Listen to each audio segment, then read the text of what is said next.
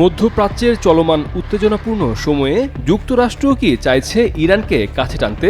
Donald Trump যুক্তরাষ্ট্রের ৪৭তম president নির্বাচিত হবার পর বৈশ্বিক অনেক সমীকরণই বদলে যেতে পারে, এমনটাই ভাবছেন বিশ্লেষকরা।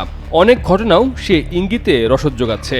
জানা গেছে, ইরানি রাষ্ট্রদূতের সঙ্গে গোপন বৈঠক করেছেন ইলন মাস্ক, যিনি সম্প্রতি নবনির্বাচিত মার্কিন প্রেসিডেন্ট ডোনাল্ড ট্রাম্পের প্রশাসনের নতুন দফতরে দায়িত্ব পেয়েছেন। এর মধ্যেই ইরানের রাষ্ট্রদূতের সঙ্গে ইলন মাস্কের গোপন বৈঠকের খবর প্রকাশ্যে এসেছে।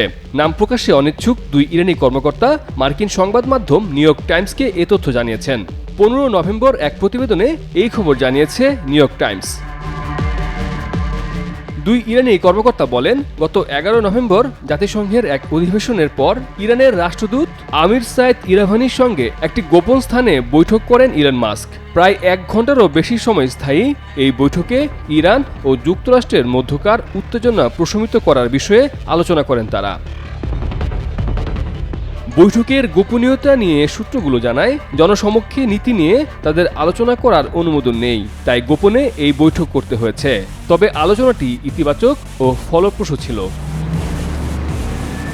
এই বিষয়ে জানতে চাইলে নিউ ইয়র্ক টাইমসকে ট্রাম্পের যোগাযোগ পরিচালক স্টিভেন চেইং বলেন, ব্যক্তিগত বৈঠকের বিষয়ে আমরা মন্তব্য করি না, বিশেষ করে বৈঠকটি হয়েছে কি হয়নি।